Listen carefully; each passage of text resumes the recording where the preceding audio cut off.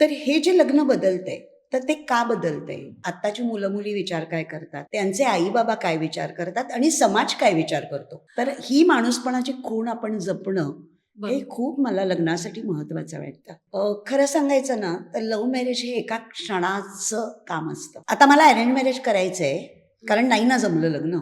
मला काय वाटतं माहिती आहे का? अरेंज मॅरेजमध्ये उगीचच एक निगेटिव्हली पाहिलं जातं. अरेंज मॅरेज करा, जुळवून घेण्याला पर्याय नाहीये. नमस्कार. महा-एम-टी-व्ही गप्पांमध्ये आपलं स्वागत. मी तृप्ती पारसनीस आणि माझ्याबरोबर कॅमेरावरती आहे सेजल जाधव. आज आपण एका खूप नाजूक विषयाला हात घालतोय आणि तो नाजूक विषय म्हणजे अर्थात लग्न. खरं तर लग्न म्हटलं की रुसवे-फुगवे, तडजोड हे शब्द येतात. पण आजकाल लग्न हा शब्द पुसट व्हायला लागलाय. पण खरंच अशी परिस्थिती आहे का? लग्न टिकतायत का? लग्न जुळण्यापेक्षा तुटतायत का? लव्ह मॅरेज महत्त्वाचं की अरेंज मॅरेज महत्त्वाचं? अरेंज मॅरेज ही काळाची गरज आहे का? अशा अनेक प्रश्नांची उत्तरं देण्यासाठी आज आपण गप्पा मारणार आहोत अनुरूप विवाह संस्थेच्या managing director doctor Gauri Kanetkar यांच्याशी. गौरी मॅम, तुमचं महा-एम-टी-व्ही गप्पांमध्ये मनापासून स्वागत आहे. थँक खरं तर अनुरूप विवाह संस्था हे सध्या सगळ्यांच्या मनोमनी बसलेलं एक नाव आहे. कारण लग्न हा आयुष्याचा एक भाग आहे आणि या भागामध्ये अनुरूपचं खूप महत्त्वाचं आणि मोलाचं कार्य करते. मला थोडंसं अनुरूपविषयी सांगा ना? अनुरूपची सुरुवात 1975 मध्ये, म्हणजे थोडक्यात येत्या गुढीपाडव्याला 51 वर्ष आम्ही पूर्ण करतोय. क्या बात है! आणि ही सुरुवात माझ्या सासूबाई अंजली कानिटकर यांनी केली. ज्यावेळेला सुरुवातीला अनुरूप हे अनुरूप नावच नव्हतं. बरं. म्हणजे त्यांचा हातखंडा असा होता, की त्या जे स्थळ सुचवायच्या ते लग्न जमून जायचं. ओके. त्यामुळे अनेक लोकांनी त्यांना असं सांगितलं, की तुम्ही अशी संस्था का नाही सुरू करत? आणि माझे सासरे माधव कानिटकर हे प्रसिद्ध लेखक. त्यांनी विचारलं, की एखादं नाव सांगा ना चांगलं. तर ते म्हणले अनुरूप. अच्छा. तर मला असं वाटतं अनुरूप हे अगदी अनुरूप असं नाव नाव. आहे. 51 वर्ष पूर्ण 1,30,000 पेक्षा जास्त लग्न जमलेली आहेत. जगभरातनं 57 ते 60 देशांमधले कॅन्डिडेट्स आपल्याकडे आहेत. बरं. अ, गेल्या 3 वर्षापासून आम्ही गुजराती वधूवरांसाठी सुद्धा मॅट्रिमोनी सुरू केलेली आहे. बरं. त्याची ऑफिसं बडोदा, अहमदाबाद इथे आहेत. क्या बात है! आमचं मुंबईमध्ये 2 ऑफिस आहेत, पुण्यात 2 ऑफिस आहेत आणि 8 फ्रँचायझी आणि जवळपास 50,000 स्थळांचा डेटा. असा बरोबर. सगळा एक आढावा म्हणतो आपण तसा अनुरूपचा. पण खरं सांगायचं तर अनुरूपची टॅगलाईन आहे, इथे लग्न जमते. तिथपासून इथे लग्न टिकते, इथे लग्न बहरते, फुलते आणि इथे लग्न प्रगल्भ होते. ही आमची विचारधारा आहे. बरं. आणि या विचारधारेतनं अनुरूपचं काम चालू असतं. ओके. मी जवळपास गेली 25 वर्ष सलग अनुरूपमध्ये काम करते. मला असं वाटतं गेल्या 20-25 वर्षामध्ये लग्नामध्ये जे बदल झाले, तेवढ्या गेल्या 500 वर्षात झालेले नसतील. कारण लग्न टोटॅलिटीमध्ये बदलतंय. बरं. तर हे जे लग्न बदलतंय, तर ते का बदलतंय? ते बदलायला हवं का? त्याची कारणं कशी आहेत? काय आहेत? आत्ताची मुलं-मुली विचार काय करतात? त्यांचे आई-बाबा काय विचार करतात? आणि समाज काय विचार करतो?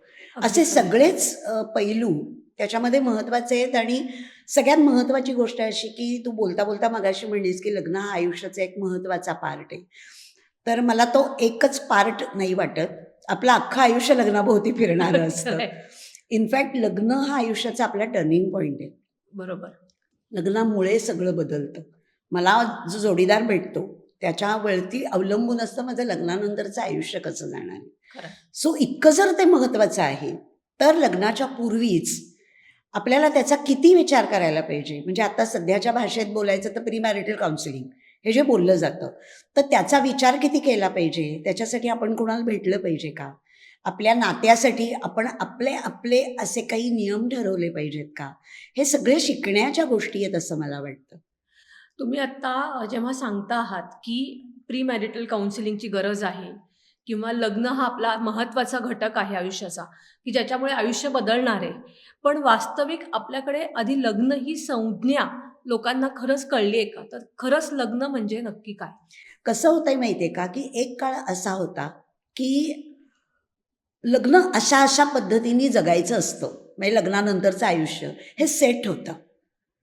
किंबहुना हे इनएव्हिटेबल होतं, मॅन्डेटरी होतं की जी पत्नी असते तिने घरात काम करायचं, पुरुषांनी बाहेरनं जाऊन पैसे कमवून आणायचे आणि तिचे रोल ठरलेले होते, त्याचे रोल ठरलेले होते आणि हे वर्षानुवर्ष ठरलेलं होतं. ओके.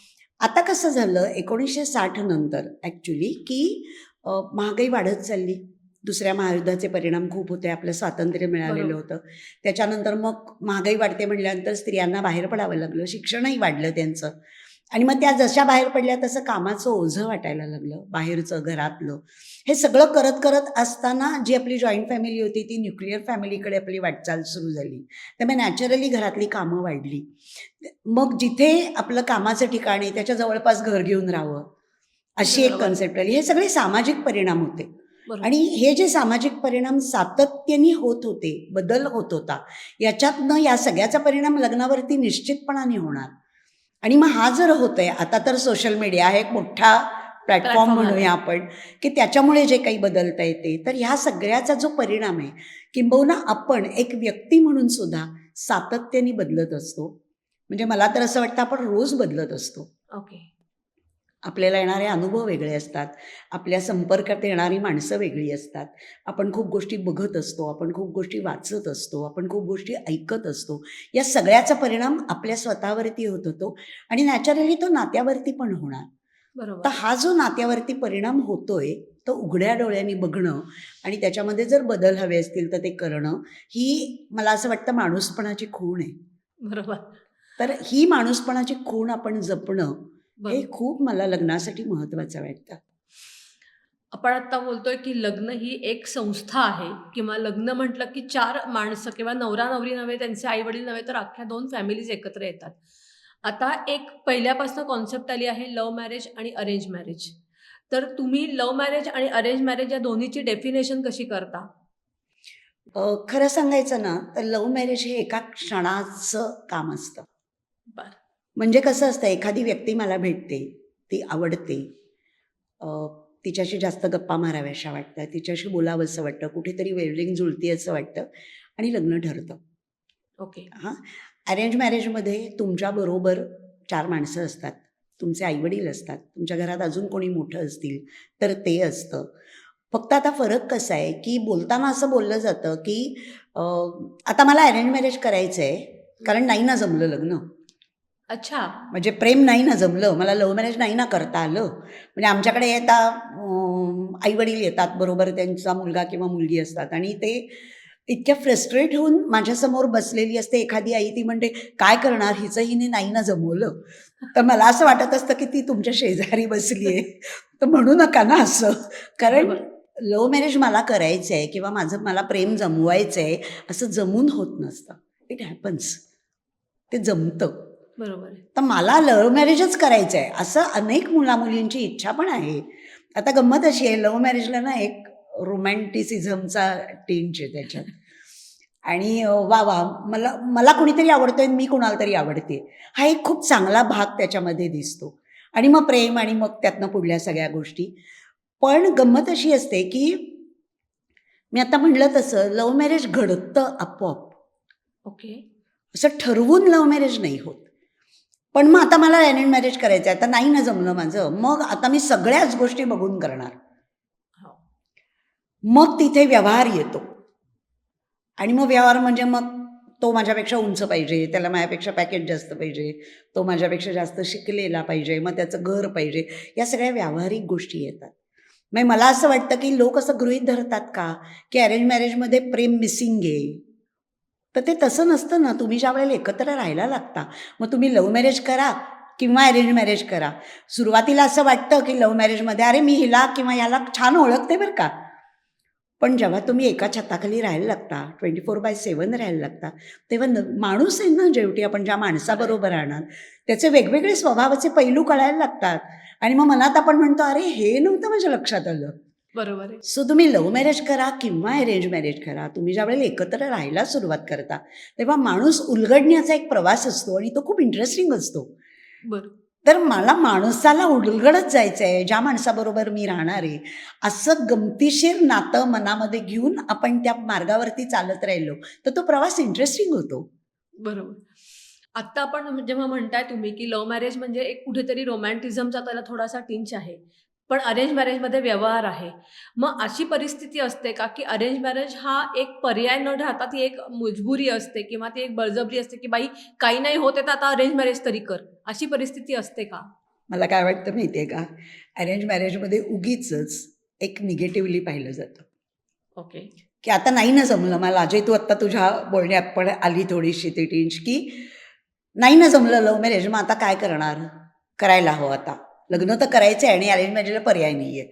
पण आम्ही असं म्हणतो, की तुम्ही आता एक तर कांदेपोहे प्रकार गेलेला आहे, की दोन्ही फॅमिलीज एकत्र भेटतायत, छान कांदेपोहे खातायत, गप्पा मारतायत. ही परिस्थिती आता नाही आहे. आता कुठलाही मुलगा-मुलगी निदान आपल्या शहरी भागामध्ये तरी, सुशिक्षित लोकांमध्ये तरी, की ते कॅफेमध्ये भेटतात. ते त्याच्या आधी त्यांचं texting, WhatsApp messages, video call हे झालेलं असतं. त्याच्यानंतर ते एकमेकांना भेटतात. मग भेटतच राहतात. मग त्यातनं लग्न ठरतं. सो पूर्वी कसं व्हायचं, आत्ता आम्ही भेटलो, मग एक 15 दिवसांनी साखरपुडा झाला, 1 महिन्याने लग्न झालं, इतकं ते कमी कालावधीत असायचं. हं. आता तशी परिस्थिती नाही आहे. आता तुमची एंगेजमेंट झाल्यानंतर लग्न 1 वर्षांनी पण होऊ शकतं. मध्ये वेळ असतो. सो तो जो वेळ आहे ना, तो खूप चांगल्या पद्धतीने तुम्ही इन्व्हेस्ट करायला पाहिजे. सो आम्ही त्याला असं म्हणतो, की it's an love arranged marriage. Oh! तुम्ही डेटिंगच करत असताना त्या संबंध बरोबर काळामध्ये आहे. तुम्ही भेटता, तुम्ही बाहेर जेवायला जाता, तुम्ही गप्पा मारता, तुम्ही मित्रमैत्रिणींबरोबर जाता, मित्रमैत्रिणींना तुमची जी कोणी पार्टनर होणार आहे तिला इंट्रोड्यूस करत असता. मग कधी-कधी 1-2 दिवसाच्या ट्रिपला पण तुम्ही जाता. सो हे सगळं तुम्ही करत असता ना. सो तुम्ही ओळखत असता त्या माणसाला. आता असं अनोळखी माणसाशी लग्न जे एकेकाळी व्हायचं, हं. तसं काही आता होत नाही ना. तुम्ही आत्ता जेव्हा म्हणालात, की आत्ता साखरपुडा होतो आणि वर्षभरानंतर लग्न होतं. हा मधला काळ दोघांसाठी खरंच खूप महत्त्वाचा असतो आणि त्याच्यामधनं तुम्ही म्हणता, की प्रेम फुलतं. पण याच ह्याच्यामध्ये असं ऐकायला येतं, की अरे मी वर्षभर बघितलं आणि तो माणूस मला ओळखताच आला नाही किंवा ती मुलगी माझ्यासाठी योग्यच नव्हती आणि त्याच्यातनं अरेंज मॅरेज तुटतात, असं होतं. तर ह्याच्यामध्ये मुला-मुलींवर प्रेशर असतं का? ॲक्च्युली आत्ता तू जे म्हणलीस ना, की लग्न तुटतं. तर ते जेन्युइन रिझन्स म्हणजे काय उदाहरणार्थ, की माहिती लपवली आहे हं. किंवा व्यसन आहे त्या मुलाला किंवा मुलीला. आता काही मुलांनाच व्यसन असतं असं नाही आहे. पण ही माहिती पुढे आली नाही. याच्यामुळे लग्न तुटण्याचं प्रमाण खूपच कमी आहे. बरं. म्हणजे जेन्युइन रिझन्स आपण म्हणतो ती. पण कधी-कधी काय असतं सांगू का? फ्लेक्झिबिलिटी हा आपल्या खरं तर व्यक्तिमत्त्वाचा स्थायी भाव असायला पाहिजे. म्हणजे अमुक एक गोष्ट माझ्यासमोर आली, तर मी त्याला रिस्पॉन्ड कसं करते? मी रिॲक्ट करण्यापेक्षा रिस्पॉन्ड करते का? मला ही गोष्ट नव्याने कळली आहे, तर मला काय बरं त्याच्यासाठी विचार करता येईल? म्हणजे एक छोटंसं उदाहरण देते. दोघं जणांचं लग्न ठरलं. ते अंगठी घ्यायला गेले होते एंगेजमेंटची आणि त्या मुलीला आणि तिच्या आईला यायला थोडासा काहीतरी उशीर झाला. तो मुलगा त्याची आई आधी पोचले होते आणि त्यांनी एक डिझाईन सिलेक्ट केलं होतं आणि मग तो म्हणला, की हे आईला आवडले, तर तू हो म्हण आता. आपल्याला तुला आवडेल ती घेऊ ना पण नंतर. बरोबर. तेव्हा काहीच ती बोलली नाही, पण तिला काही ते आवडलं नव्हतं. तर ती ठीक आहे म्हणली हं. आणि मग ती खरेदी झाली वगैरे. एंगेजमेंट झाली. त्याच्यानंतर ते दोघं जण फिरायला गेले. तेव्हा नॅचरली हनीमूनचा विषय आला. त्याला असं वाटत होतं, की आपण केरळला जावं आणि ते ट्रेननी जावं. बरं. 2 गोष्टींसाठी. एक तर जायला खूप वेळ लागतो, तर आपण खूप गप्पा मारत-मारत जाऊ हं. आणि खर्चही कमी येईल. हं. तिचं म्हणणं होतं मॉरिशसला जाऊ. ओके. त्याला हे तिला सांगता नाही आलं, की मी खर्चाचा विचार करतोय. ओके. कारण तितका परिचय नव्हता असं त्याला वाटलं. त्यामुळे ते त्यांनी नाही सांगितलं. पण तो म्हणला, "नाही, नाही, मला असं वाटतंय." तर ती म्हणली, "तू माझं आत्ताच ऐकत नाही आहेस." अच्छा. तर अशी जी कारणं आहेत ना, ती खरं सांगायचं तर खूप छोट्या-छोट्या कारणांनी लग्न तुटतंय. ओके. म्हणजे त्याच्यामध्ये जेन्युइन कारण नसतं काही.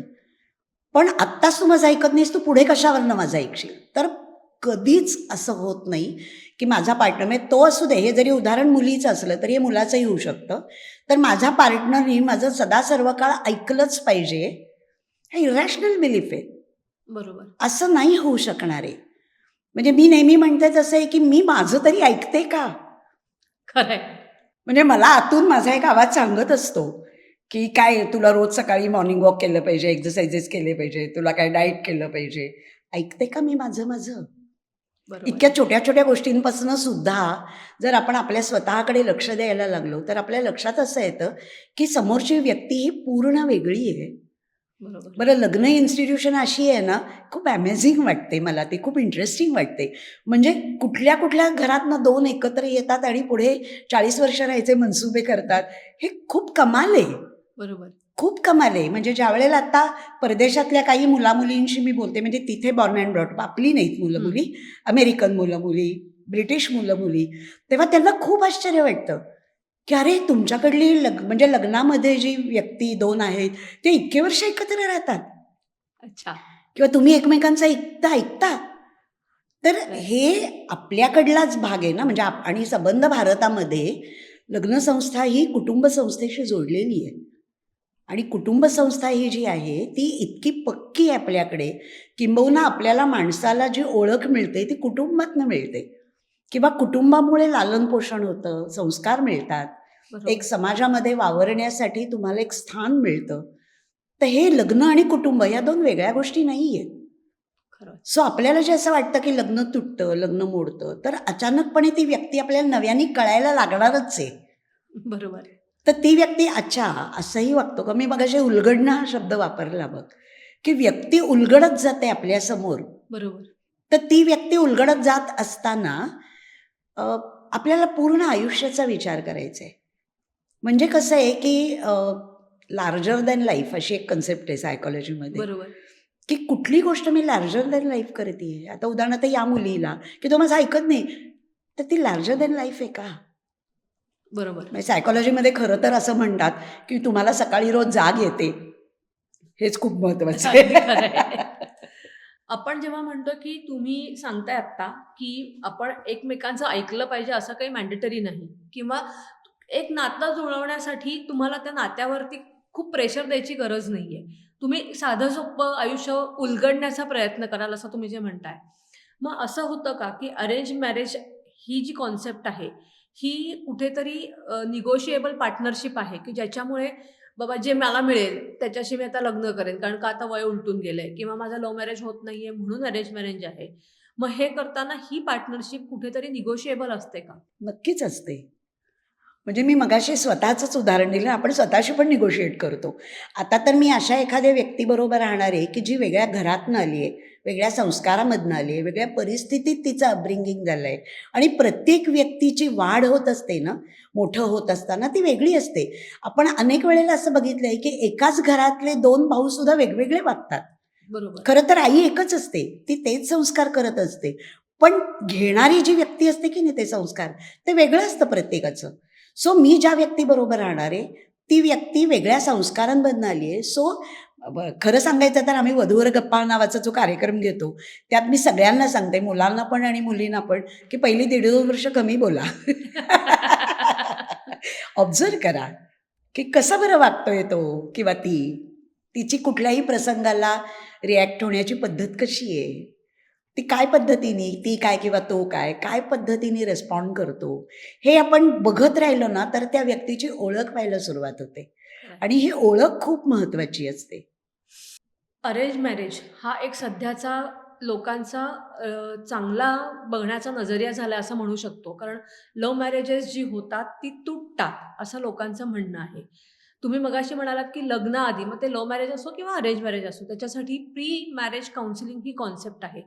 या प्री मॅरेज काउन्सिलिंगमध्ये तुम्ही करिअर, मेंटल हेल्थ आणि ह्याच्याबरोबर सेक्स या तिन्ही गोष्टींवरती चर्चा करणं खरं तर गरजेचं आहे. बरोबर. अशा चर्चा होत नाहीत त्याच्यामुळे लग्न तुटतात आणि त्याच्यामुळे जास्त अरेंज मॅरेजकडे लोकं झुकतायत असं तुम्हाला वाटतं का?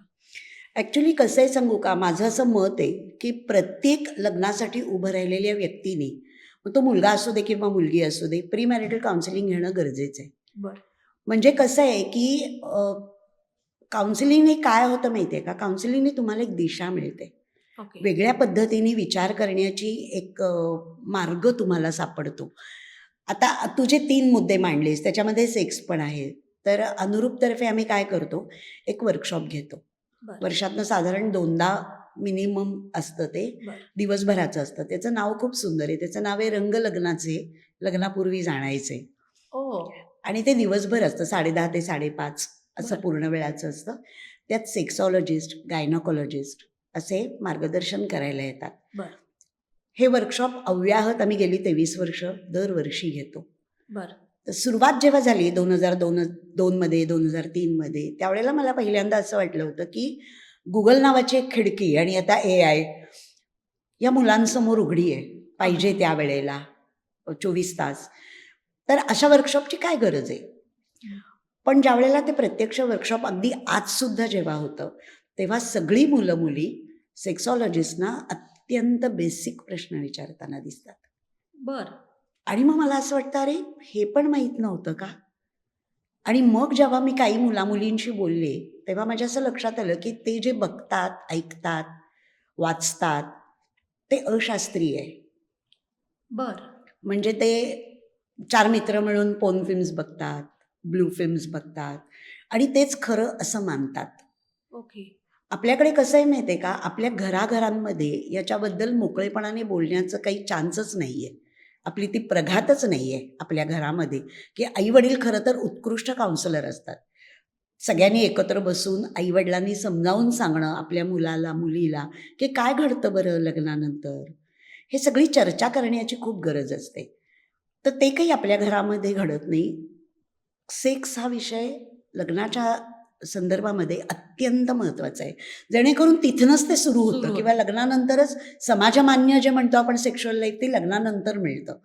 सो ते किती महत्त्वाचं आहे आणि ते एकमेकांमध्ये जर जेल झाले या संदर्भात, तर पुढचं आयुष्य त्यांचं आपोआप सुखी होण्याचे चान्सेस वाढतात.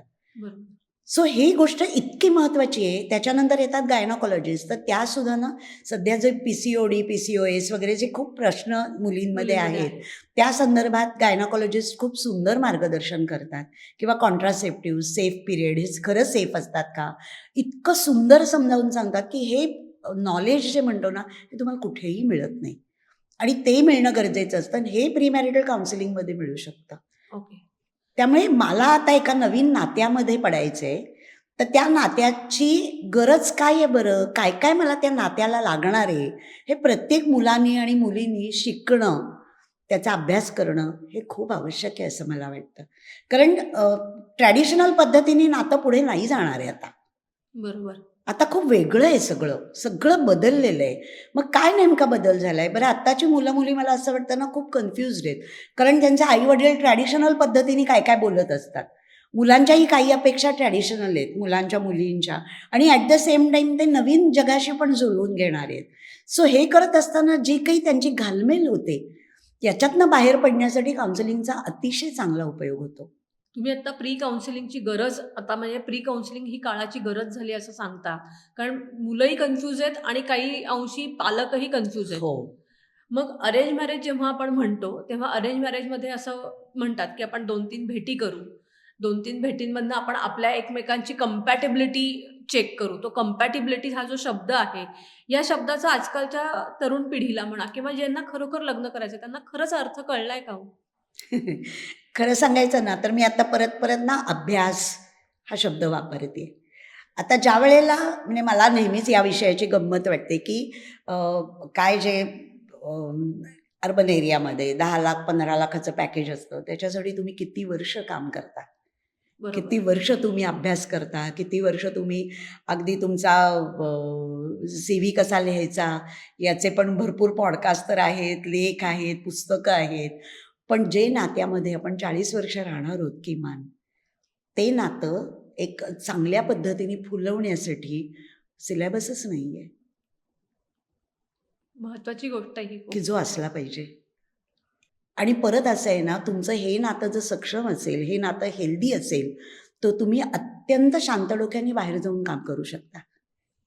म्हणजे मला असं वाटतं तुमचं घर शांत असेल, तर तुमचं डोकं शांत आहे. मग तुम्ही बाहेर जाऊन तुम्ही जिथे-जिथे काम करता, कंपनी, ऑफिस काय असेल ते, तिथे तुम्ही चांगलं योगदान द्याल. मग ते मिळालं अशा खूप कंपन्या एकत्र आल्या, की समाज खूप स्वस्थ होईल आपला आणि असे अनेक समाज एकत्र आले, की आपला देश स्वस्थ होईल. खरं. तर मला हे नेहमी कुठपर्यंत जातं ना, हे विचार प्रत्येक व्यक्तीने करायची गरज आहे, की माझं लग्नानंतरचं आयुष्य आहे, त्याने माझं मानसिक स्वास्थ्य कसं असणार आहे? आणि हे सगळं तिथनं सुरू होतं. माझ्यापासून सुरू होतं, की जे आपण पूर्ण देशापर्यंत जाणार आहोत. बरोबर. तर हे कसं बरं करायचं आहे आपल्याला? आपण समाजाशी कसं जोडले जाणार आहोत? मग याच्यामध्ये आता काय होतं, लग्न म्हणलं ना की पहिल्यांदा पॅकेज, उंची, वय, वयातलं अंतर, लोकेशन स्पेसिफिक हेच प्रश्न पहिले मनात येतात. किंवा मग आता लग्न करायचं आहे असं म्हणलं की मग कुठे करायचं? वेडिंगकडे जातो आपण. झुकतो आपण तिकडे, की बरोबर लग्नात आहे. काय असलं पाहिजे. पालकही त्याच्यात काही मागे नसतात. माझ्या मैत्रिणीच्या मुलीचं एवढ्या-एवढ्या ठिकाणी लॉनवर लग्न झालं वगैरे, वगैरे. ही खूप छोटीशी गोष्ट आहे सुरुवातीची विचारांची. पण असं कुणीच नाही विचारत, की "तू तयार आहेस ना लग्नाला? काय तयारी केलीस तू लग्नाची? सांग बरं मला." बरोबर आहे. काय बदलेल लग्नानंतर? एखाद्या मुलाला जर मी विचारलं, की "तुला कळतंय का लग्नानंतर काय बदलेल?" की तो म्हणतो, "जबाबदारी वाढेल." कसली फायनान्शियल वाढेल. याच्या पलीकडे त्याची पहुंच नसते. तर याच्या पलीकडे जाऊन आपल्याला काहीतरी विचार करायचा आहे. काहीतरी वेगळंच घरामध्ये घडणार आहे. बदल होणार आहे का? 100% लग्नानंतर बदल होणार आहे. मी असं म्हणण्याचं कारणच नाही आहे कुणालाच, आईला वगैरे सुद्धा, आई-वडिलांना, की "बघा लग्नानंतर बदलला बरं का." तर हो, बदलणार आहे. तुम्ही बदललं होतात आणि बदल नाही झाला तर प्रॉब्लेम आहे. अच्छा. बदल व्हायलाच हवा ना. आता ज्या वेळेला तो घरामध्ये आहे, म्हणजे मी तो अशासाठी म्हणते त्याच्यावर जास्त जबाबदारी, कारण मुलगी त्याच्याकडे येणार आहे राहायला. तर तिला कम्फर्टेबल वाटतंय ना घरामध्ये. ती तिचं घर सोडून आली आहे. अचानकपणे एखाद्या हॉटेलमध्ये सुद्धा आपण जेव्हा राहतो 4 दिवसांसाठी, तेव्हा आपण पहिल्यांदा ती खोली बघतो पूर्ण. पूर्ण बघतो. ते टॉयलेट कसं आहे बघतो, ते रूम कशी आहे बघतो, त्याला व्हेंटिलेशन आहे का बघतो, पडदे असतील तर ते बाजूला सारतो, एसी नीट चाललाय ना बघतो. इतकं त्या 2 दिवसासाठी राहण्यासाठी सुद्धा आपण सगळं बघतो. हे तर आपण कुठल्यातरी नवीन घरात जातोय, नवीन माणसांबरोबर राहणार आहोत. कितीही लव्ह मॅरेज असू दे किंवा अरेंज असू दे, वेगळीकडे राहणार आहोत. अगदी मी म्हणते की त्या घरात कदाचित ती नाही जाणार. दोघं मिळून दुसऱ्या घरी जातील. तिसरं घर तयार करतील ना, पण तरीही ते वेगळंच आहे ना. आज अजूनही ही प्रथा नाही आहे, की घर जावई म्हणून तो मुलगा तिच्याकडे येतोय राहायला. ही बरोबर आहे. प्रथाच नाही आहे आपल्याकडे अजून. किंबहुना मुलीच्या आईला मी जर असं म्हणलं, "देऊ का घर जावई शोधून?" तर ती म्हणते, "नको, नको, तिला जाऊ दे तिच्याकडे." खरं तर लग्न हा विषय मॅम इतका गहन आहे, की ह्याच्यावरती आपण अजून एक 2-3 तास कंटिन्युअसली बोलू शकतो.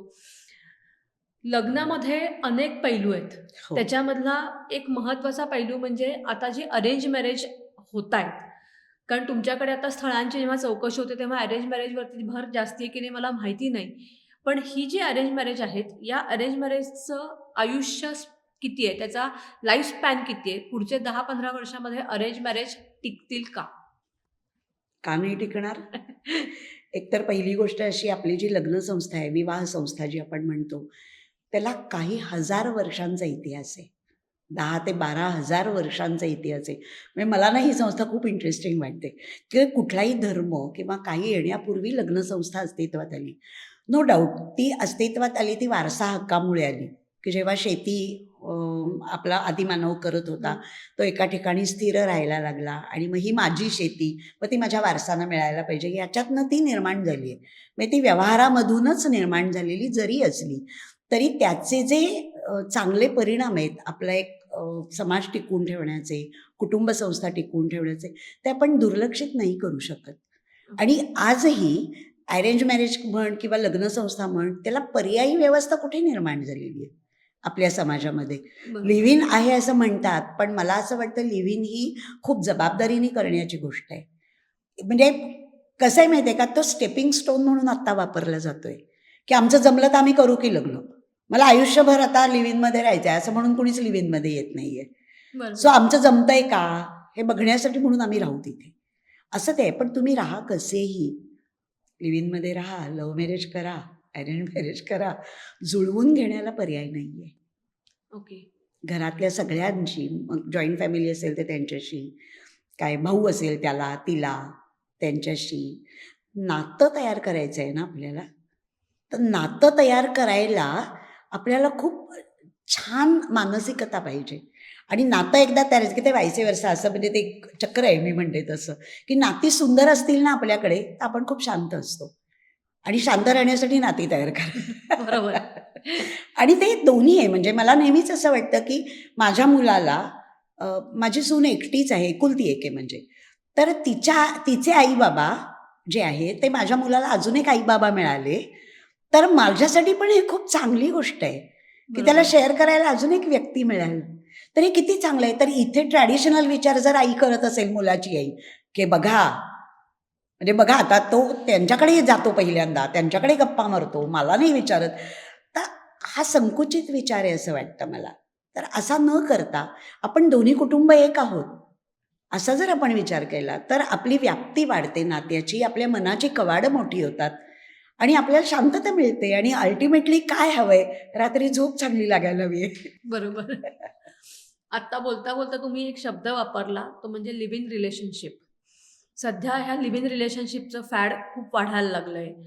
लिव्ह इन रिलेशनशिपचं जे फॅड वाढतंय त्याच्यामुळे कायदे तयार व्हायला लागलेत. हो, पण मग लिव्ह इन रिलेशनशिप आणि मॅरेज म्हणजे हे दोन जे वेगळ्या संज्ञा आहेत खरं तर, की लिव्ह इन रिलेशनशिप म्हणजे आम्ही एकमेकांबरोबर राहतोय आणि मॅरेज म्हणजे आम्ही एकमेकांसोबत राहतोय. या दोन संज्ञांमध्ये बेसिक काय फरक आहे मॅम? खूपच मोठा फरक आहे ना. शब्द तू ज्या सांगितलेस त्यातच फरक आहे. दोन्हीचे उद्देश वेगळे आहेत. बरं. मी मगाशी सांगितलं तसं की लिव्ह इन मध्ये मुलं मुली का राहतात, एकतर नाही जमलं तर या विचाराने लिव्ह इनची सुरुवात होते. ओके. तर मला कसं वाटतं सांगू का, की लग्न हे खूप सुंदर आहे. माझ्या मित्रांचे डिवोर्स होत आहेत, माझ्या मैत्रिणींचे डिवोर्स होत आहेत, म्हणून माझा होईल असं म्हणण्यात काही पॉईंट नाही आहे. ओके. कारण त्यांचे डिवोर्स होत आहेत तर ते त्यांचे अनुभव आहेत, तो माझा अनुभव नाही होऊ शकत. तर तो मी माझ्या अनुभवांशी ते अनुभव का जोडायचे? मला असं का वाटत नाही की त्याचा झाला हो असं वाईट झालं ना त्याचं, पण माझ्यावरती वेळ नाही येणार, मी बघीन ना काय करायचं ते. हा जो एक कॉन्फिडन्स आहे स्वतःमधला, हं. हा खूप असण्याची गरज आहे. म्हणजे दुसऱ्यांच्या अनुभवाने मी डळमळीत व्हायचे माझे विचार, याची काही गरज नाही आहे. सो मला म्हणून लिव्ह इनमध्ये राहायचं आहे का, हे पण एकदा तपासून बघावं ना, की का मला लिव्ह इनमध्ये राहायचं आहे, त्याच्या मागची कारणमीमांसा काय आहे. अशा कारणासाठी मला राहायचं असेल तर का लग्न नाही करायचं मग? बरोबर आहे. लग्नाने आजही समाज मान्यता आहे. लिव्हिंग रिलेशनशिप या संकल्पनेमुळे तुम्हाला अरेंज मॅरेज ही संकल्पना कुठेतरी नष्ट होईल असं वाटतं का? याचा संपूर्ण लग्न संस्थेवर परिणाम होईल आणि जर तो होणार असेल, तर तो पॉझिटिव्ह असेल का निगेटिव्ह असेल? सगळ्यात महत्त्वाची गोष्ट मी तुला सांगते. पूर्वीच्या काळी मुलीचं वयात येण्याचं वय होतं ते 13, 14, 15 असं बरोबर. होतं आणि लग्नाचं वय 21-22 होतं. ती 21-22 तो 25 असं साधारण लग्न व्हायची. आता हे वय अलीकडे आलं आहे 9, ओके. 10, 11 आणि लग्नाचं वय पलीकडे गेलं आहे हं. 28-29. बरं. हां, आता हा जो डिफरन्स आहे दोन्हीतला हा खूप जास्त आहे पूर्वीपेक्षा. आता या सगळ्या वर्षांमध्ये ज्या काही शारीरिक भावना, मानसिक भावना ज्या काही निर्माण होतील, त्याचं निराकरण करण्याची सोय आपल्या समाजामध्ये नाही आहे. अच्छा. किंबहुना या आईवडिलांच्या पण कितपत मनात येतं, मला खूप शंका आहे. अशा वेळेला तुम्हाला बॉयफ्रेंडची, गर्लफ्रेंडची गरज भासते. बरं. म्हणून हल्ली खूप लहान वयापासून बॉयफ्रेंड, गर्लफ्रेंड असतात. पण गंमत अशी असते की हे नातं लग्नापर्यंत जातच असं नाही. ओके. मग ब्रेकअप होतात. अशी जेव्हा परिस्थिती आहे आणि त्यांचं नातं चांगलं चाललं आहे असं आपण धरू, तरीही त्यांना असं वाटतं की लग्न करण्यापूर्वी आपण लिव्ह इनमध्ये राहू. ओके. मग ते काही वर्ष लिव्ह इनमध्ये राहून नंतर ते लग्नच करतात. अच्छा. हां, 2 गोष्टी आहेत त्याच्यामध्ये. एक तर कसं आहे, आपली इकोसिस्टम आहे ना, ती सगळी लग्नासाठी तयार केलेली आहे. बरं. हां, म्हणजे उदाहरणार्थ अगदी सोप्या भाषेत सांगायचं तर एखाद्या ठिकाणी माळरानावरती एक इंडस्ट्री समजा उभी राहिली, एक फॅक्टरी उभी राहिली, तर त्याच्या भोवती सगळं निर्माण होतं. ते गाव असतं. शाळा येतात, कॉलेज येतात, दवाखाने येतात, हॉस्पिटल्स येतात वगैरे, वगैरे. हं. बाजार येतो, शेतमाल येतो वगैरे, वगैरे. म्हणजे ते इकोसिस्टम तशी तयार होते. वर्षानुवर्षांचा प्रघात आहे किंवा प्रथा आहे, परंपरा आहे. 10-12 हजार वर्षांचं नात्यामध्ये लग्नाच्या हं. नात्याची एक परंपरा आहे आपल्याकडे. तर त्यासाठी आपली जी इकोसिस्टम आहे ती लग्नासाठी तयार केली गेली आहे, ती लिव्ह इनसाठी नाही आहे तयार केली गेली. ओके. म्हणजे उदाहरणार्थ मेडिक्लेमचा हप्ता भरायचा असेल तर तो फॅमिलीला कमी आहे. अच्छा.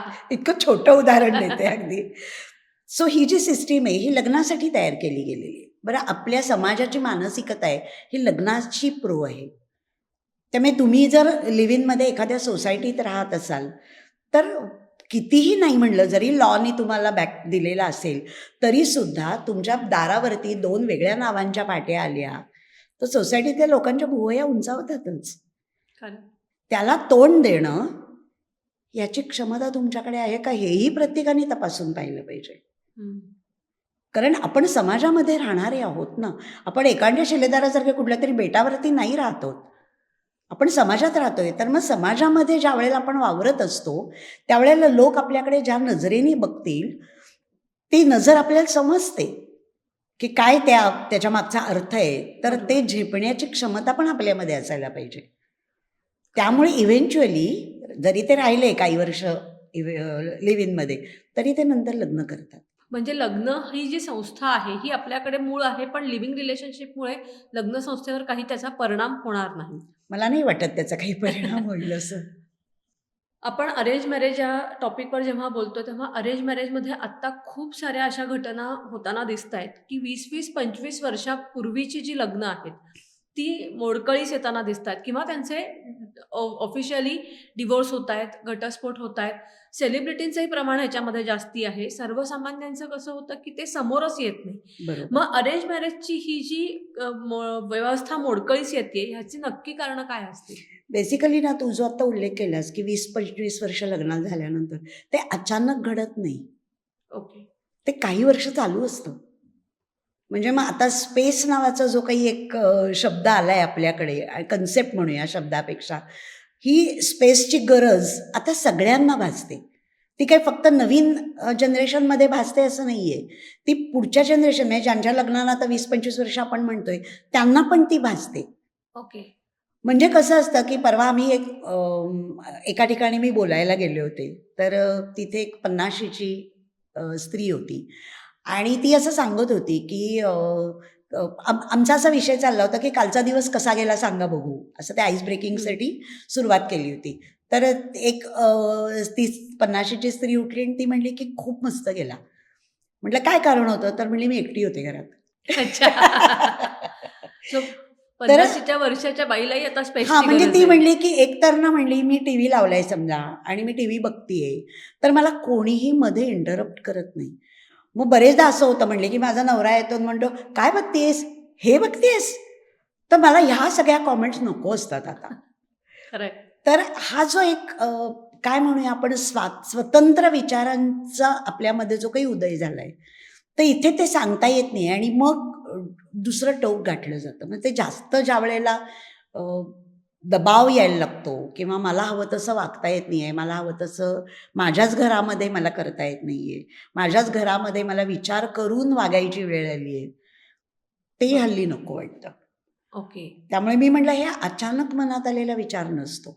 बरं. हा गेली अनेक वर्ष डोक्यात विचार चालू असतो आणि कुठेतरी खूप तो पीकला गेल्यानंतर घर मोडायला कुणालाच नाही आवडत, स्त्रीला तर नाहीच आवडत. कारण घर तिच्यासाठी अत्यंत महत्त्वाची जागा असते. तिला त्या घराने काहीतरी ऊब दिलेली असते. आज 20-25 वर्ष जेव्हा आपण म्हणतो तेव्हा तिला त्या घराविषयी, घरातल्या माणसांविषयी आदर असतो, प्रेम असतं. त्यामुळे अचानकपणे घर मोडून मी आता बाहेर पडते किंवा तुम्ही मला हे घर द्या, तुम्ही बाहेर पडा, हे काही खूप चांगली गोष्ट नसते तिच्या दृष्टीने सुद्धा. त्यामुळे अचानक वगैरे असं काही घडत नाही. अच्छा. आपण जेव्हा लग्न या गोष्टीवरती बोलतोय तेव्हा अरेंज मॅरेज जेव्हा येतो तेव्हा तिथे शिक्षण हा एक मोठा ॲस्पेक्ट आत्ता सध्या लोकांच्या ह्याच्यात आहे की स्त्रिया शिकून पुढे येत आहेत आणि स्त्रिया शिकून पुढे आल्यामुळे त्यांना त्यांचं एक स्वतःचं स्वातंत्र्य हवं आहे, जे तुम्ही आत्ता मगाशी सांगत होतात. मग तो एज ग्रुप कुठलाही असेल, मग तो 25चा असो, 45 असो किंवा 60वा असो, ह्या सगळ्याचा परिणाम लग्न संस्थेवर होतोय का?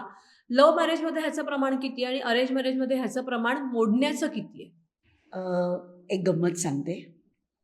माझ्या PhDचा विषय आहे गेल्या 100 वर्षातलं मराठी नाटक आणि विवाहाची बदललेली मानसिकता.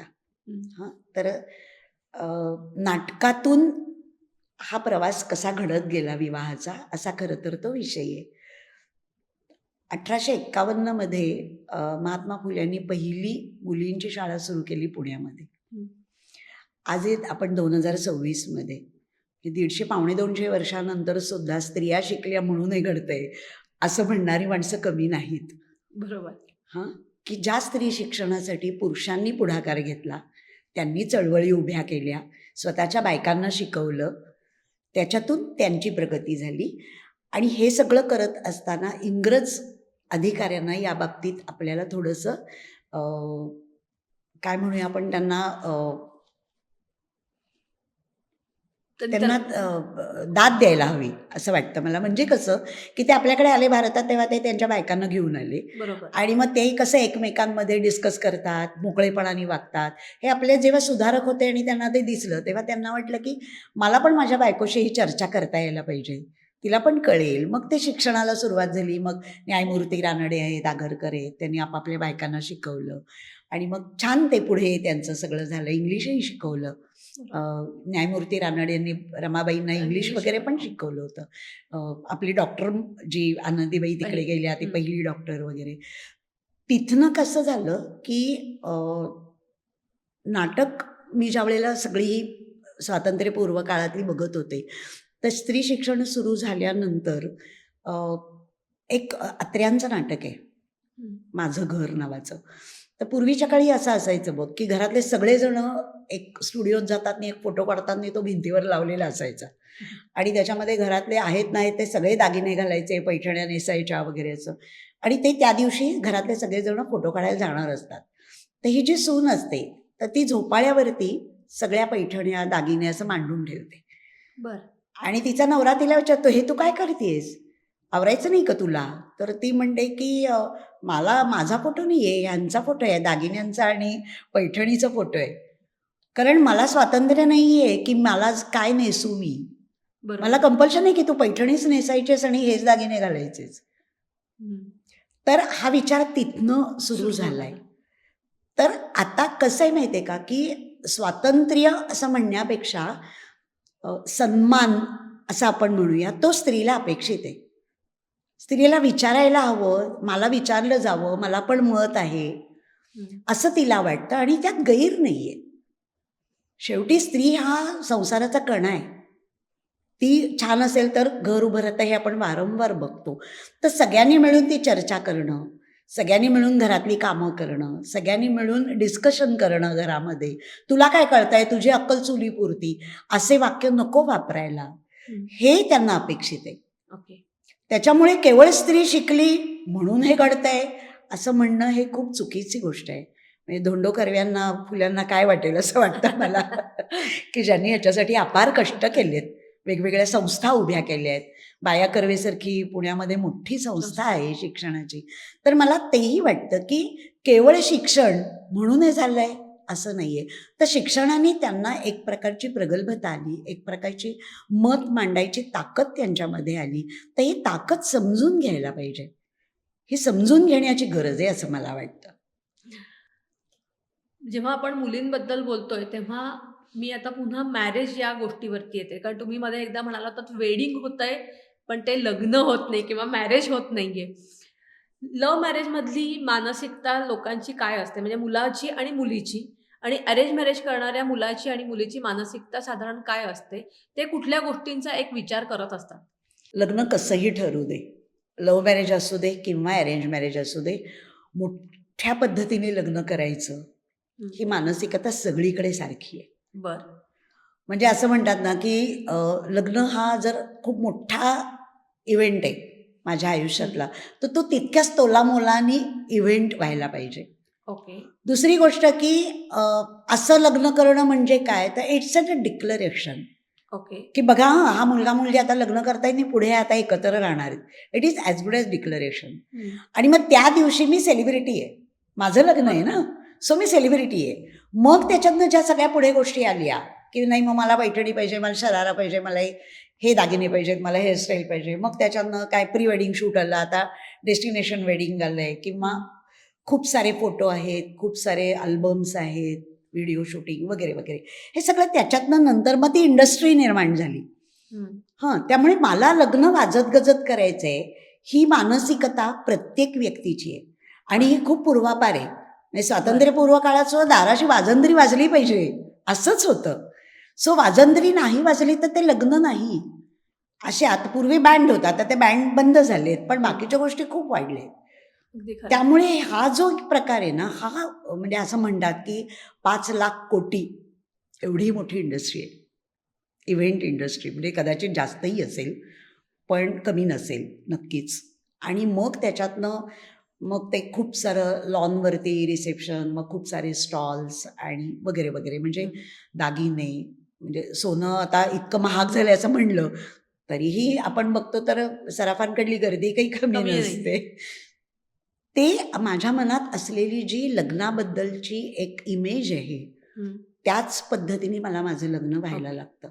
म्हणजे मला कुठेतरी ना करोनाच्या काळामध्ये 25 माणसांमध्ये लग्न असं जे होत होतं, तेव्हा मला खूप भारी वाटलं होतं आणि मला वाटलं होतं हे कदाचित आता असंच राहील बरं का. तसं नाही झालं, उलट बरोबर. दुप्पट वेगाने इंडस्ट्री वाढली असं मला वाटतं. बरोबर. आता तुम्ही वेडिंग आणि मॅरेज ह्याच्यामध्ये जेव्हा सांगताय, तेव्हा जो लग्न करणारा वधूवर आहे, जर त्याला लव्ह मॅरेज करायचं असेल, तर त्यांनी कुठल्या 5 महत्त्वाच्या गोष्टींचा दोघांनीही विचार करणं अपेक्षित आहे? लव्ह मॅरेजसाठी लव्ह मॅरेजसाठी आधी. लग्न परत परत मी सांगते, लग्न कसंही असू दे, लव्ह मॅरेज असू दे किंवा अरेंज मॅरेज असू दे, सगळ्यात पहिल्यांदा वेडिंगवरती जो तुम्ही विचार करताय, की लोक पण विचारताना त्यात भर कशी घालतात, अरे वा लग्न का कुठे, म्हणजे कुठल्या हॉलमध्ये होणार आहे, अच्छा हो का, म्हणजे तिथनं ते विचारण्याची हे सुरू. कोणीच असं विचारत नाही की तू लग्नाच्या मानसिकतेबद्दल काय विचार केलायस, बरोबर. किंवा लग्नाच्या पूर्वी दोघं जण उठतात आणि एखाद्या डॉक्टरकडे जाऊन मेडिकल चेकिंग करून घेतात. हे पण खूप गरजेचं आहे.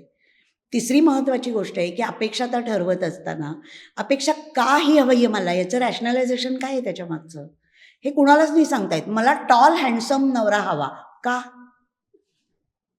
केवळ लक्ष्मीनारायणचा जोडा असं म्हणतात म्हणून, समाजासाठी का, म्हणजे तुझं म्हणणं काय आहे त्याच्यासाठी, किंवा तो म्हणतो की मला ती गोरीच पाहिजे का.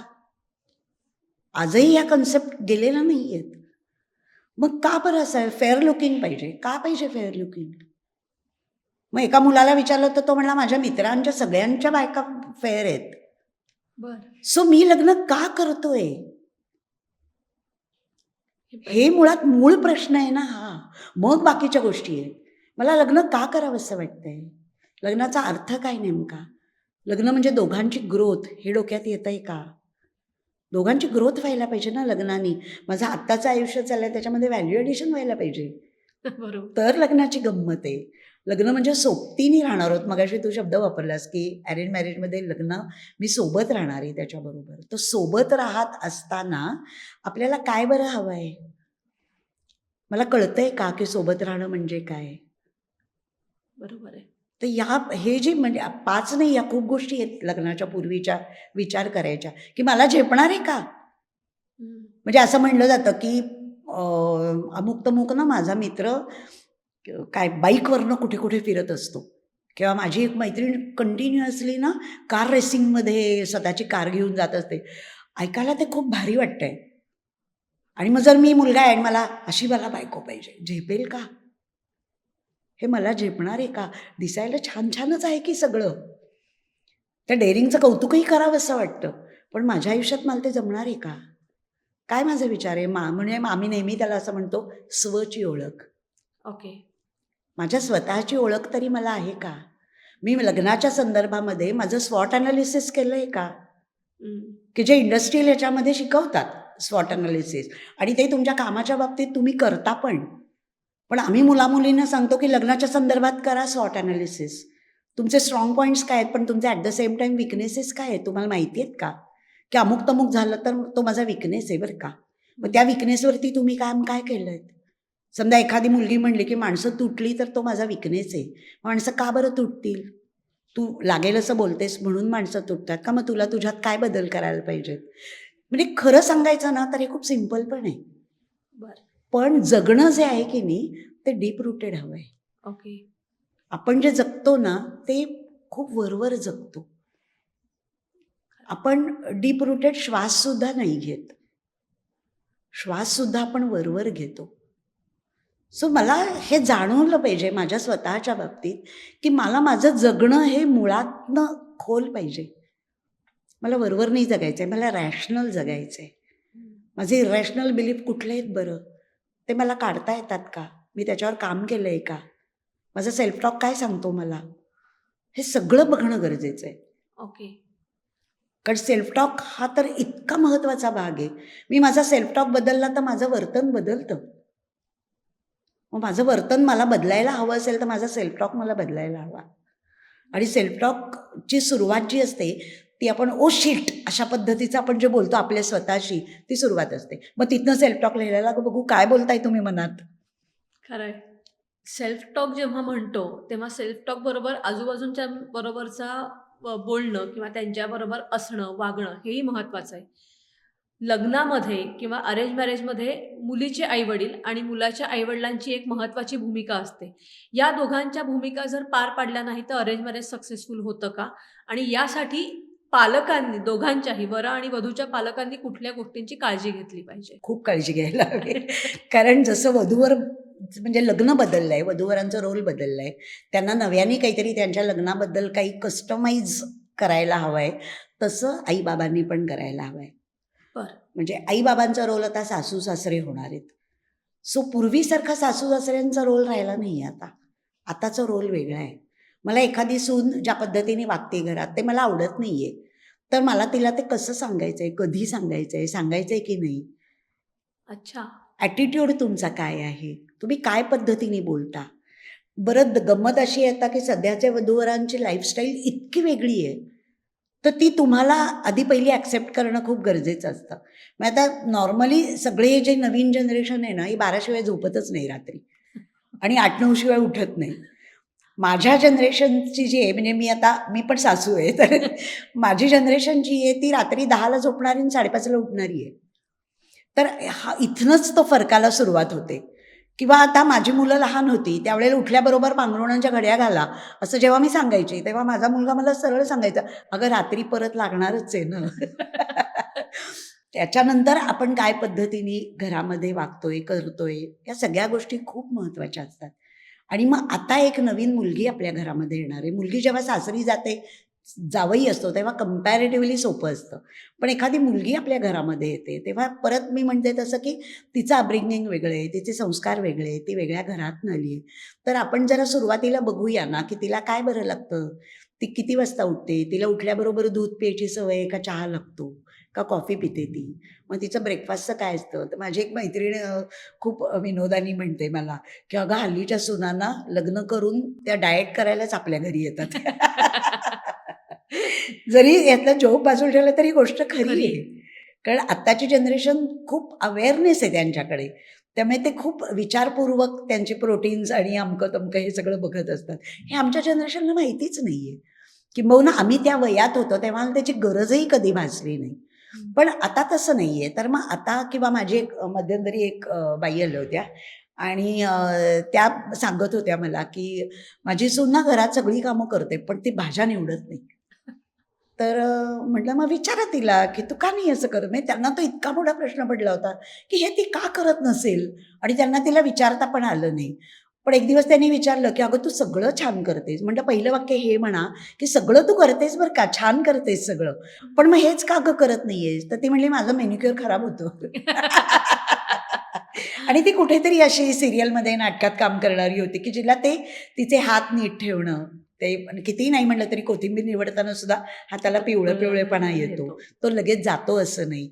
तर हे पण ना संवादामधनं, मोकळ्या संवादामधनं आपल्याला जाणून घेणं हे, आणि आपण मोठे आहोत ना, मग आपण तिचं आयुष्य कसं आहे बरं? ती काय विचार करते? त्याच्यामागचं लॉजिक काय आहे? हे सुरुवातीला सुद्धा जर आपल्याला करता आलं ना, तर मग खूप सोपं होतं. एकत्र राहणंही खूप सोपं होतं. एकत्र राहणं हे जेव्हा तुम्ही आत्ता म्हणताय, तेव्हा आता न्यूक्लिअर फॅमिलीज आपल्याला खूप बघायला मिळतायत. हो, आणि न्यूक्लिअर फॅमिलीचा इम्पॅक्ट हा पेरेंट्सवरती पण होतोय, किंबहुना मुलांवरतीही होतोय. हो. न्यूक्लिअर फॅमिली ही लग्न संस्थेसाठी योग्य की अयोग्य? डिपेंड्स. दोन्ही छान आहे. दोन्हीचे प्लस मायनसेस आहेत. ओके. आता गंमत कशी आहे, की ही जी नवीन जनरेशन आहे ना, तर त्यांना घराची मॅनेजमेंट जमणं खूप अवघड आहे. आता कसं आहे, घर, संसार म्हणजे फक्त स्वयंपाक नाही आहे. हं. तर घराची मॅनेजमेंट आहे. घरात काय आहे, काय नाही, वस्तू आहेत का, नाही आहेत का, ग्रोसरी काय आहे, संपलं आहे काय, हे सगळं बघण्याची गरज आहे.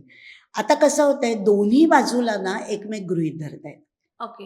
म्हणजे नवीन जनरेशनला असं वाटतं की उद्या मला बाळ झालं तर सांभाळतील की. बर. हां, आणि मोठी माणसं पण असं म्हणतात आम्ही आहोत ना. मला उलटं वाटतं. मला असं वाटतं की मोठ्या जनरेशननी आता असा विचार केला पाहिजे की आयुष्यभर जे काही करायला जमलं नाही, वेळ नाही मिळाला, पैसे नव्हते, ते सगळं आता त्यांनी खरं तर केलं पाहिजे. अच्छा. म्हणजे आता आलायत ना 60ला, खूप कष्ट केलेत की आजपर्यंत. तर घरातली कामं चर्चेने वाटून घ्या. सगळं तुम्हीच केलं पाहिजे असं नाहीये. किंवा तिलाही द्या, व्हायसे वर्सा. मग ह्याच्यामध्ये दुसरी बाजू पण आहे. स्वतःचा होरडही न सोडणाऱ्या सासू खूप आहेत. म्हणजे हेही माझ्याकडे केसेस येतात काउन्सिलिंगसाठी. पण तसंही करू नका ना. पण तुम्ही चर्चा करा की हे मला जमेल करायला, हे तुला जमेल का गं? मग हे तू करशील का? हे मी करत जाईन. असं काहीतरी जर केलंत ना, तर एकतर गोष्टी खूप सोप्या होतील. तसंच सेम फायनान्शियल मॅनेजमेंटबद्दल पण आहे, हं. की घरात बाबा एवढा एवढा खर्च येतो ना, आता आपण सगळ्यांनी मिळून करूया ना. मग प्रत्येकाने कॉन्ट्रीब्यूट करावं त्याच्यामध्ये. सगळेजण मिळवतात तर सगळ्यांनी कॉन्ट्रीब्यूट करू. जो रिटायर्ड व्यक्ती आहे त्याने नको करायला, असंही आपल्याला करता येऊ शकतं. आपण शेवटाकडे येऊयात. लग्न हा एक शब्द नाहीये, ती एक संस्था नाहीये, तर ते एक नातं आहे, जे सगळ्यांसाठी महत्त्वाचं आहे. जसं आपण मगाशी म्हणालात, की कुटुंब जुळतं. पण एक लग्न शेवटीपर्यंत म्हणजे आपल्या शेवटच्या श्वासापर्यंत टिकवण्यासाठी सगळ्यात महत्त्वाची कुठली सूत्र आहेत, की जी प्रत्येकाने अवलंबली पाहिजेत? अ, मला याप्रसंगी एक अतिशय महत्त्वाची गोष्ट सांगायला आवडेल, की लग्न या शब्दाबरोबर काही शब्द येतात. बरं. ते शब्द निगेटिव्ह आहेत सगळे. म्हणजे लग्न म्हणजे बंधन, लग्न म्हणजे स्वातंत्र्य जाणार, लग्न म्हणजे मी कुणाला तरी आन्सरेबल असणार, लग्न म्हणजे माझा कम्फर्ट झोन मला सोडायचा आहे. आता याला आईवडिलांनी कशा पद्धतीने सांगितलं पाहिजे याच्याबद्दल मला आईवडिलांना खरं तर हे सांगायचं आहे, की लग्नामुळे ना मला खूप मजा आली आयुष्यात. हां, मला एक छान पार्टनर मिळाला. मला उशीर झाला घरी यायला, तर घरी कुणीतरी माझी वाट बघणारं होतं. लग्नामुळे मला सोशल सिक्युरिटी मिळाली. मला समाजामध्ये एक स्थान मिळालं आणि मजा आली बाबा लग्नाने. हा मेसेज आई-वडिलांकडनं जात नाही आहे. अच्छा. म्हणजे आजही उदाहरणार्थ माझ्या मुलीचं मला आता लग्न करायचं आहे, तर अरे बापरे! आता लग्नाचं बघायला हवं. अशा शब्दांनी ती सुरुवात होते. कुणीच असं म्हणत नाही, "वॉव! आता मला बसतं, माझी मुलगी आता त्या वयात आली आहे, आता तिचं लग्न करूया." असं नाही होत ते. किंबहुना असं म्हणलं जातं, "वेळेवर घरी तू का येत नाहीस गं? लग्नानंतर तुला हे सगळं करायचं आहे." तर का लग्नानंतर? तिने वेळेवर घरी येणं हा घराचा रूल का नाही आहे?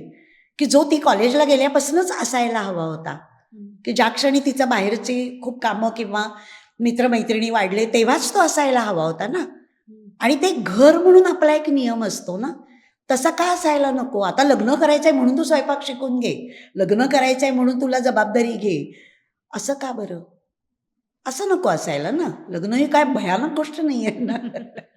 लग्न खूप सुंदर आहे. तर हे लग्नाचं खूप सुंदरपणा जो आहे, सौंदर्य आहे लग्नाचं, हे पोचवलं पाहिजे आपल्या मुलांपर्यंत आणि मुलांनीही ते जपलं पाहिजे, की कम्फर्ट झोनच्या बाहेर पडणं हा व्यक्तिमत्व विकासाचा एक टप्पा आहे. तेच जर तुम्ही धरून बसलात, की मला या बिल्डिंगमध्ये मी राहते, या एरियामध्ये राहते, तर माझा काय पार्लरवाली इथेच आहे, माझा टेलर इथेच आहे, माझं ऑफिसही 5 मिनिटावरती आहे, तर मला याच एरियातला आता नवरा पाहिजे.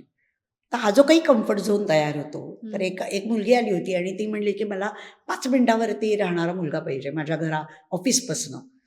तर मी म्हटलं, की काहीच हरकत नाही आहे, आपण देऊ तुला बघून तसा. हां, पण समजा कालांतराने तुमच्या ऑफिसनी जागाच बदलली आणि ती कुठेतरी लांब गेली. तर त्यावेळेला तू नेमकं काय करशील? नोकरी बदलशील, घर बदलशील का नवरा बदलशील? तर हे घडणार आहे. असं नाही आहे, की हे स्टँड स्टिल आहे, कायम असंच राहणार आहे. असं नाही आहे. तर कम्फर्ट झोन तयार होत असेल ना, तर तो मोडा. त्याच्या बाहेर पडा. कारण कम्फर्ट झोननी तुमचं प्रगती होत नाही. हेच मला सगळ्या मुला-मुलींना सांगायचं आहे. लग्नात तुम्ही तुमचा कम्फर्ट झोन सोडा, त्यातून बाहेर पडा. आई-वडिलांपासूनच लग्न या कन्सेप्टकडे खूप पॉझिटिव्हली बघितलं गेलं पाहिजे. त्यातनं केवळ लव्ह मॅरेजच नाही तर अरेंज मॅरेजमध्येही संवादाची गरज आहे, हे जे तुम्ही सांगितलंत. त्याच्यामुळे नक्कीच आता जी कोण नवीन पिढी असेल, ती लग्न करताना या सगळ्या गोष्टींचा नक्की विचार करेल. आणि ना त्या नात्यामध्ये पारदर्शकता पण पाहिजे, तर विश्वास तयार होतो. विश्वास तयार झाला की आधी पहिले रिस्पेक्ट पाहिजे, मग पारदर्शकता, मग विश्वास आणि मग त्याच्यानंतर हे मिळतं, लव येतं त्याच्यानंतर. मग तुमचं नातं फुलतं तिथनं. लग्नासाठी जसं नातं फुलण्यासाठी केवळ करिअर आणि तुमची कम्फर्ट झोन नसावा, तर तुम्हाला प्री मॅरिटल काउन्सिलिंग सर्व गोष्टींची जाणीव ही असणंही महत्त्वाचं आहे. लव्ह मॅरेजमध्ये किमान लोकं एकमेकांना ओळखत असतात. अरेंज मॅरेजमध्ये तुमची ही नव्याने ओळख होणार असते आणि त्याच्यातूनच तुमचं नातं किंवा जे लग्नाचं नातं आहे ते फुलणार आहे. ही एक महत्त्वाची गोष्ट तुम्ही आम्हाला सांगितलीत आणि त्यातून गौरी मॅम आता जी नवीन पिढी आहे ती लग्न करताना या सगळ्या गोष्टींचा सर्वांगीण विचार नक्की करेल असं मला वाटतं. तुम्ही वेळात वेळ काढून MHA-MTBमध्ये आलात आणि आम्हाला खूप मोलाचं मार्गदर्शन केलं. यासाठी MHA-MTBतर्फे तुमचे धन्यवाद. मलाही खूप छान वाटलं आणि MHA-MTBने मला बोलवलं, याबद्दल मलाही खूप छान वाटलं. आभारी आहे. लग्न हे केवळ नातं नाहीये, ते एक जबाबदारी नाहीये आणि लग्न ही केवळ तुमच्या आयुष्यातला एक निगेटिव्ह भाग किंवा बंधन नाहीये. लव्ह मॅरेज असो किंवा अरेंज मॅरेज असो, लग्न करताना काही महत्त्वाच्या गोष्टी ह्या आपण एकमेकांशी बोलणं, त्यातनं संवाद साधणं आणि पारदर्शकता असणं हे खूप गरजेचं आहे. अरेंज मॅरेज ही सध्या काळाची गरज आहे असं लोकांना वाटतंय, पण लव्ह मॅरेज हे तितकंच महत्त्वाचं आहे आणि तितकंच छान आहे. लग्न करताना कुठल्यातरी गोष्टींचा विचार करून तुम्ही आयुष्य सुखाने घालवाल, हा एक महत्त्वाचा संदेश आपण गौरी मॅमकडनं ऐकला. तुम्हाला आमचा हा पॉडकास्ट कसा वाटला हे आम्हाला जरूर कळवा. त्याचबरोबर कोणत्या कोणत्या विषयाचे पॉडकास्ट ऐकायला आवडतील हेही नक्की कळवा. त्यासाठी MHA-MTBला लाईक करा, शेअर करा आणि सबस्क्राईब करा. धन्यवाद.